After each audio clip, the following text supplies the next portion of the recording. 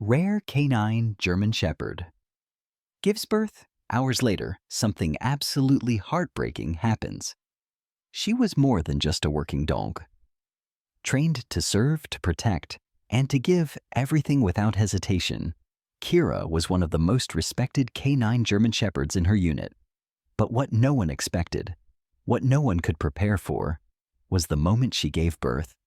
In the back of a barn, far from the streets she once patrolled, she brought new life into the world. Tiny cries, tiny paws, hope wrapped in fur. And just when things seemed finally calm, something absolutely devastating happened.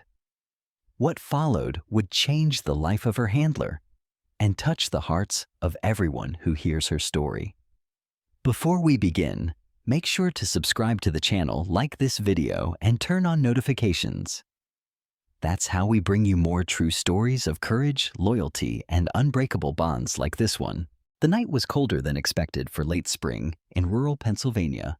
Rain tapped gently on the rusted roof of the old horse barn, the kind of sound that might lull most to sleep. But inside stall number 4, the air was tense. Damp hay crunched under boot soles, and the only light came from a battery lantern hanging from a nail in the wall. Officer Jack Monroe knelt beside his partner, Kira, a 5-year-old sable canine German Shepherd known throughout the precinct for her precision, her heart, and her scars. She had once taken a bullet to the shoulder during a hostage rescue in downtown Philly. She'd been hailed a hero, received medals, even made the news. But that wasn't why Jack was here now. Tonight, Kira wasn't a warrior. She was a mother. "Kira, you're doing great, girl," Jack whispered, stroking her ear. Kira panted heavily, eyes wide but locked on Jack's face, trusting him as she had since the day they were partnered. A thin sheen of sweat glistened on Jack's forehead, not from heat, but from nerves. This wasn't something he had trained for. He wasn't a vet, he was a cop. And his best friend was having puppies on the floor of a barn because her official retirement had come too late for the department to care anymore. The first pup slid out with a soft whimper. Then another. And another. 4 in total. Tiny, slick, and gasping for life. Jack exhaled, overwhelmed. He reached for a clean towel, gently wiping the first one down. Kira, though exhausted, immediately began licking each one, nudging them close with her nose.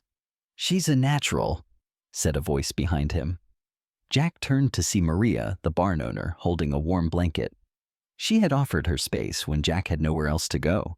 No landlord would allow a pregnant canine in an apartment. And the force. They had washed their hands the minute Kira's service papers were signed. "Thanks for letting us stay," Jack said, voice rough. "She earned it," Maria replied, kneeling beside them. "They all should." Kira curled her body protectively around the pups, tail twitching whenever one squeaked. Jack had never seen her like this. She had always been composed, calculated, controlled. But now, she was tender, maternal, vulnerable. He stayed by her side for hours, refusing to sleep. Around 4 a.m., just as dawn was beginning to creep through the barn's wooden slats, one of the pups, a small female with a white patch on her chest, let out a weak, crackling cry. Jack leaned in, concerned. "Something's wrong," he murmured. "She's not breathing right." Maria looked over his shoulder. "Her chest's not rising like the others." Kira seemed to sense it too. She nudged the pup gently, whining.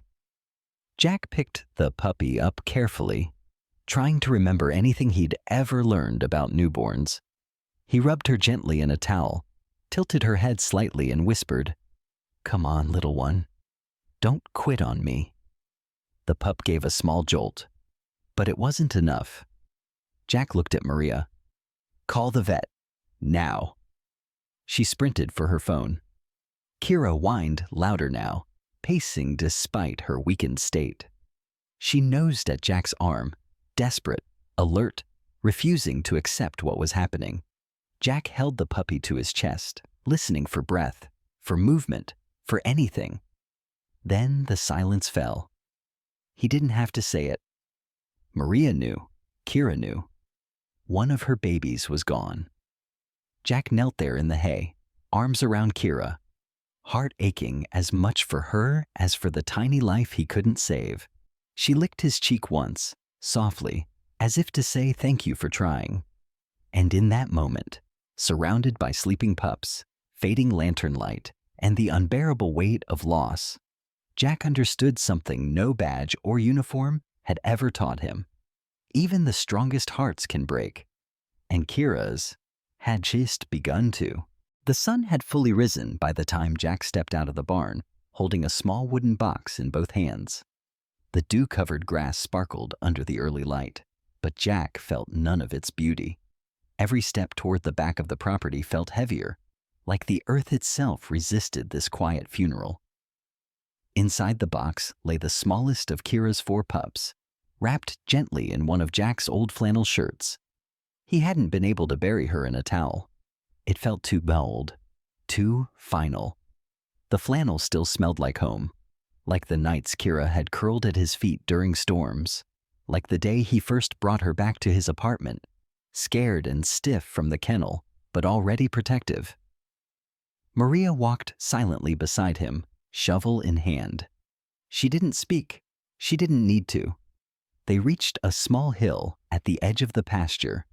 An oak tree stood tall, its branches reaching skyward, sturdy and eternal. Jack nodded toward it.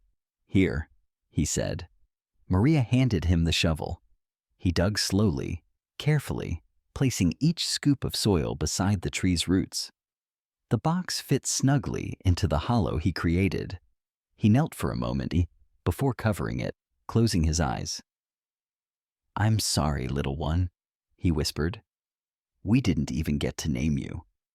Back at the barn, Kira sat upright in her stall. The 3 remaining puppies nestled against her belly, unaware. But Kira wasn't sleeping. Her ears were pricked, eyes fixed on the door, nose twitching toward the breeze. When Jack returned, she whined softly. He dropped to one knee beside her and took her head gently in his hands. "She's resting now," he said, "under the tree." Kira nuzzled his face, her breathing slow but even. She didn't cry, but there was grief in her silence, a quiet ache that mirrored Jack's own. Later that day, the vet finally arrived. Dr. Emily Carson, a woman in her 40s with a calm voice and gentle hands, examined Kira and the pups. "They're healthy," she said, "and Kira's doing better than I'd expect, given everything." Jack nodded, but didn't smile. Dr. Carson crouched down beside him. "You're not just dealing with a loss, Jack. You're dealing with the weight of every decision that brought you here. Let it settle, but don't let it stay." Jack looked at her. "You ever had to bury something this small?" Dr. Carson exhaled. "Yes, and I still think about it." She stood. "You're doing right by her, but she needs stability now, and so do the pups. You said you're still living out of a borrowed barn?" He nodded. "You need a real home, somewhere permanent." Jack bit his lip. "The department cut my housing stipend the moment Kira retired, said she wasn't their responsibility anymore." Dr. Carson frowned. "She served longer than most of the officers on the force." "I know," Jack said quietly. That night, Jack made a decision. He opened his laptop, logged into his bank account, and stared at the number in bold. It wasn't much, not enough for a new place in the city. But maybe in the countryside, something modest, with space, with quiet. He turned to Kira, who was curled protectively around her pups. "We'll figure this out," he said. "I promise." Just then, the smallest of the 3 remaining puppies let out a sharp bark, barely more than a squeak, but bold, alive. Jack smiled for the first time in 2 days. He didn't know how things would turn out, but for now, they had each other, and that was enough to keep going. What they didn't know, what neither of them could have known, was that the tragedy they thought they'd survived was only the beginning. A week passed. Kira's remaining puppies, Ranger, Nova, and Echo, were growing quickly. Their tiny legs were gaining strength, and their eyes had begun to open, revealing soft blue glimmers of life. Jack had built a makeshift whelping pen from old barnwood and blankets, adding heating pads to keep them warm through the still chilly nights. The mornings had become a ritual. Jack brewed strong coffee in a rusted percolator Maria had loaned him. Kira, now healthier and steady, watched from her bed as Jack cleaned the pen and weighed each pup carefully with a soft one and a nervous eye. And every day he spoke to them, quietly, like a father talking to children he hadn't planned for but couldn't imagine losing now. "You're gonna be strong, little guy," he whispered to Ranger one morning, holding the boy pup against his chest. "Maybe even stronger than your mama." Kira cocked her head, her tail giving a slow, approving wag. But that night, everything changed. It started with Echo, the only female left.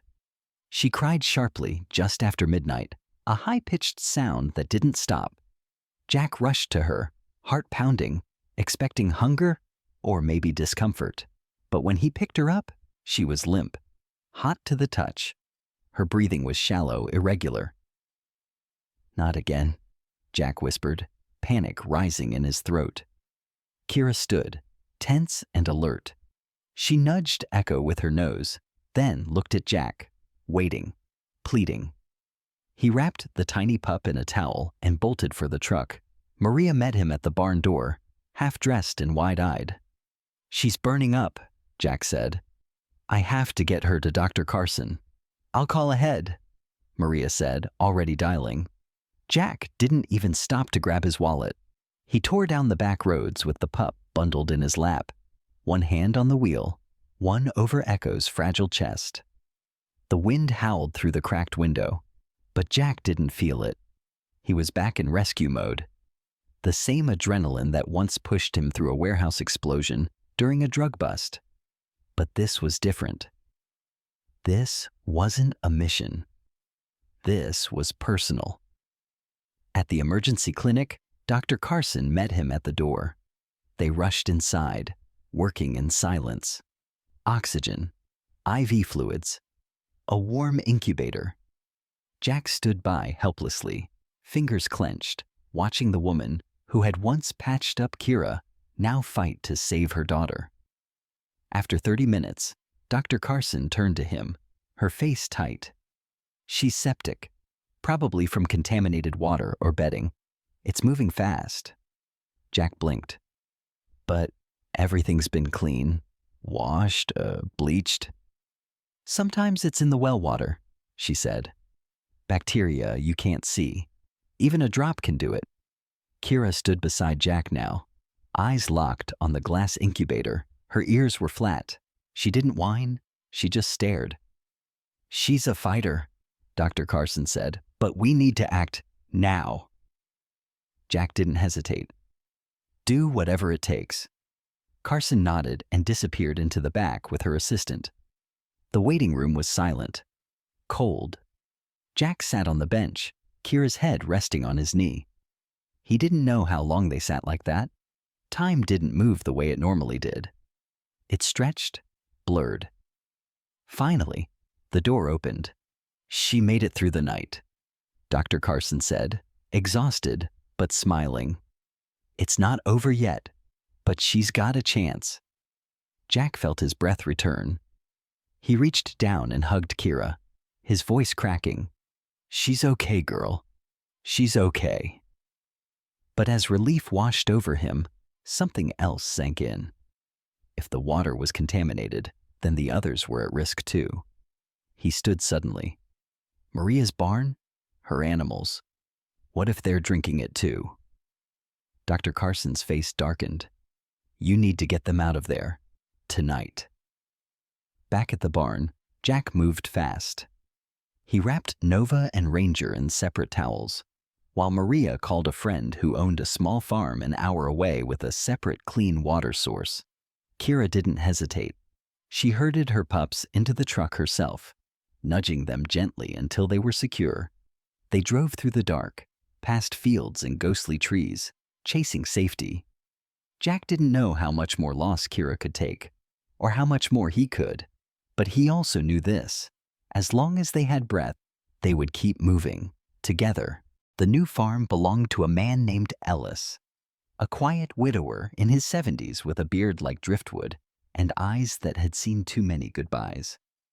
He didn't ask questions when Jack arrived in the middle of the night.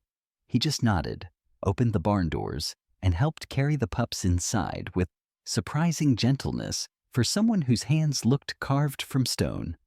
"I've got clean spring water," Ellis muttered. "Had it tested last fall. You'll be safe here."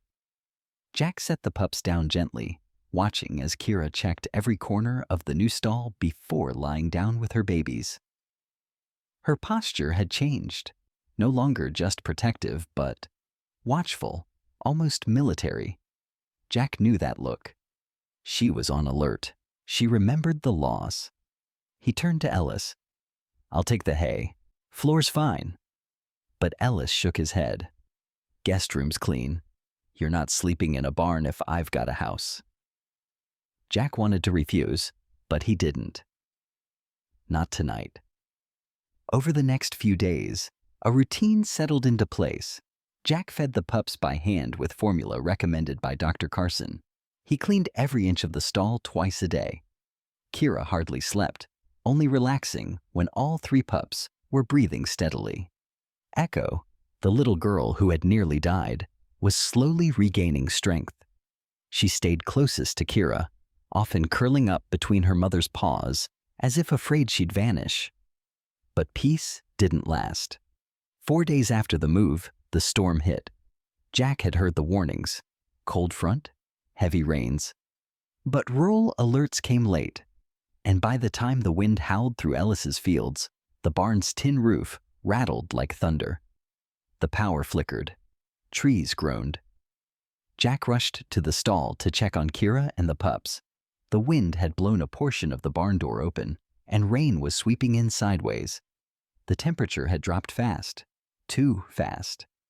"Ellis," Jack called. "We've got to seal the barn." Ellis emerged with a tarp and nails.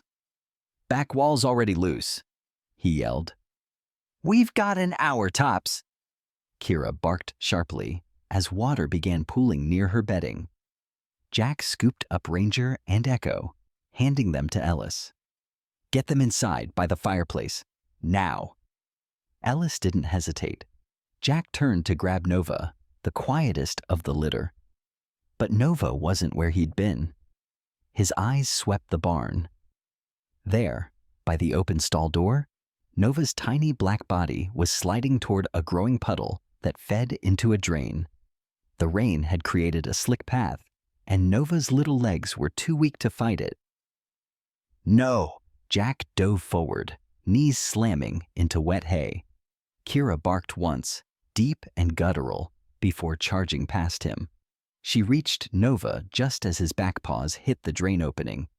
With one swift motion, she bit down gently on his scruff and yanked him backward, slipping in the process but never letting go. Jack crawled through the water, grabbing both of them and shielding their bodies with his own. The wind screamed above them. Thunder cracked like cannon fire. But for that moment, all that existed was the heartbeat of a dog and the tiny breath of a life she refused to lose. When they finally got inside the house, Ellis already had a fire roaring. Ranger and Echo were bundled in towels, resting by the hearth. Jack laid Nova down beside them, his breath shallow but steady. Kira collapsed beside her puppies, soaked and shaking. Jack threw a blanket over her and crouched low. "You saved him," he whispered. "You saved all of them." She didn't move, but her eyes blinked slowly, calm but exhausted, as if she knew the weight of what she'd done. Ellis handed Jack a mug of hot tea and said, "That's not just a dog, that's a soldier." Jack nodded, emotion rising in his throat. "No," he said quietly. "That's a mother." And outside, the storm kept raging, but inside, in the warm glow of an old fireplace, 4 lives rested, together, safe, for the first time in a long time. The sky was finally clear. The storm had passed, leaving behind broken branches, muddy trails, and silence. Ellis's farm, though weathered, had held strong. Inside the house, the puppies had settled into their new routine. Ranger had begun playfully biting Echo's ear. Nova, now recovered from his near-death slip, was cautiously exploring under chairs. And Kira, though still tired, watched them with the quiet strength of a soldier who'd seen enough war to recognize peace. But peace has a way of testing itself. That morning, while Jack cleaned the pup's bedding, his phone buzzed. Unknown number. He ignored it. Then it buzzed again, then again. Finally, he picked up. "Jack Monroe?" "Speaking." "This is Officer Dean Clark with the Philadelphia K-9 unit. I was told you're currently housing retired K-9 Unit 412, Kira." Jack felt his body tense. "Yeah, why?" There was a long pausatus. Then the words came. "She's being recalled. Effective immediately." Jack froze. "What are you talking about? She's retired." "There's a critical shortage. The city's emergency task force is activating all available K-9s under federal directive. There's been a wave of explosive threats downtown, public transit, hospitals. We need her. She's still technically property of the department. The retirement paperwork didn't process through the federal registry. We're sending someone tomorrow." "No," Jack said flatly. "She has puppies. She almost died 2 weeks ago." "I understand that, sir, but it's not optional. If you interfere, it becomes obstruction." The line went dead. Jack stared at the phone as if it had betrayed him. He felt sick. Kira approached him, tail wagging softly, unaware. She rested her head against his leg, as if sensing his shift in energy. "They want you back," he whispered. "After everything." He didn't sleep that night. He watched her curled around her pups, her eyes opening every hour to check their breathing, her ears twitching at every creak of the floor. The next morning, a black SUV pulled into Ellis's driveway. 2 uniformed officers stepped out. Jack opened the door before they could knock. "She's not going anywhere." The taller officer pulled out a tablet. "We have orders, Mr. Monroe. Either you cooperate or we escalate." "I know this is hard." "No, you don't," Jack snapped. "She's a mother now. She's been through trauma. She almost lost her litter. You weren't there when we buried the first one." Kira stepped beside him now, calm but alert, reading the tension like a kid only she could understand. The officers looked at her with something between awe and guilt. "She's irreplaceable," one of them muttered. Jack took a breath. "Let me talk to the captain. Give me 1 day. Just one." They hesitated. "Please," he added. The younger officer finally nodded. "You've got 24 hours. That's all we can give." That night, Jack made a choice he never thought he'd make. He posted a video. Sitting on the porch with Kira and the pups asleep beside him, he recorded a message to the world. "This is Kira," he began, his voice shaking. "She served for 5 years, saved lives, took bullets. She's a hero. But now they want to take her from her babies. Because of a loophole." He paused, emotion flooding his face. "She doesn't deserve that. No dog does. If you believe working dogs should have the right to rest, to raise their young, to be dogs when the job is done, help us." He clicked post. By morning, the video had gone viral. Hundreds of thousands of views. Comments from veterans, dog trainers, police officers, and civilians alike. People from all over the country were outraged. Our Shemab, let Kira stay, was trending. News vans appeared at the end of Ellis's road. When the black SUV returned that afternoon, the officers didn't get out. They made a call, then drove away. Jack watched them disappear over the hill, Kira at his side. He dropped to his knees and hugged her tight. "You're staying," he whispered. "They can't take you now." And as if she understood, Kira licked his face once and rested her head on his shoulder. The fight wasn't over, but they'd won this battle. Together. The sun was setting low over Ellis's land, casting a soft amber glow over the fields. Jack sat on the porch, his hands wrapped around a mug of lukewarm coffee he hadn't touched. At his feet, Nova and Ranger chased each other in clumsy circles, while Echo lay curled beside Kira, gently mouthing her mother's ear like a baby still afraid of losing her anchor. The storm had passed. The threat had lifted. Kira wasn't going anywhere. But something had shifted in Jack too, something he hadn't expected. People from all across the country had written in after his video.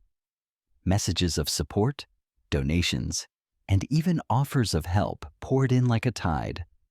But one letter, handwritten and mailed in a plain white envelope, struck the deepest chord.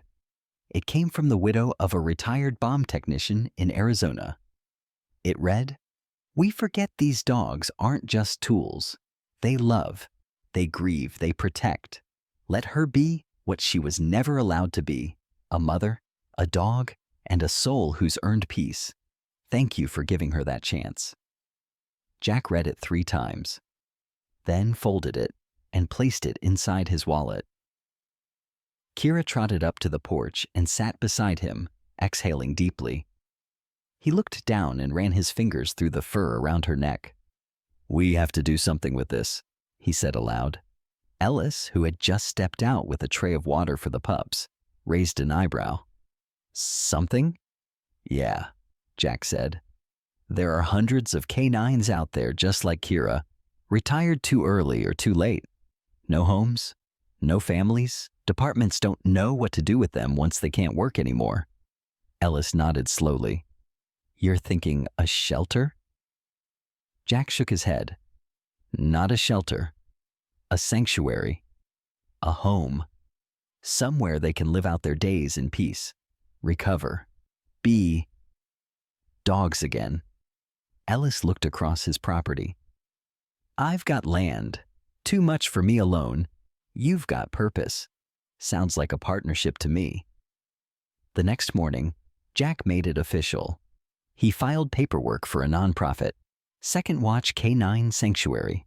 He set up a crowdfunding campaign, told their story in every dog training forum and veterans group he could find. Within a week, they had enough donations to convert Ellis's unused stables into indoor-outdoor kennels. Volunteers came from 2 counties over to help install fencing, dig drainage, and deliver supplies.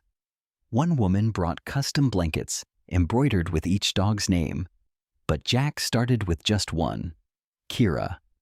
She was the face of the sanctuary. Her photo, scarred, wise-eyed, cradling her pups, circulated through every post. The first official rescue came 2 weeks later. An 8-year-old canine named Bishop, retired after a spinal injury, arrived from Ohio. When he stepped out of the trailer, unsure and limping, it was Kira who approached first. She sniffed gently, circled once, and nudged his muzzle with a low, soft whine. It was a welcome, a warrior greeting another warrior. And Bishop followed her, slow but steady, into the field. By month's end, they had 5 dogs. By spring, they had 12. Some came with injuries, others with memories too dark to name. But here they were met with open hands and patient hearts. And Jack? He was finally home. Every night, he sat on the porch with Kira and the now mischievous pups at his feet. Ranger strong and proud, Echo sweet and alert, Nova gentle and brave.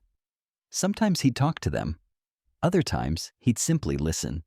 Listen to the wind through the trees, to the breathing of dogs who had once faced death, now sleeping without fear, to the sound of peace, earned and shared.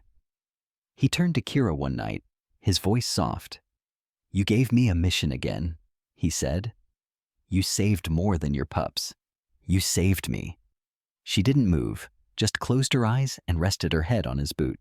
Because some heroes don't need words. Some just stay. Spring gave way to summer, and with it, the sanctuary bloomed. What was once a forgotten farm was now alive with movement, purpose, and love.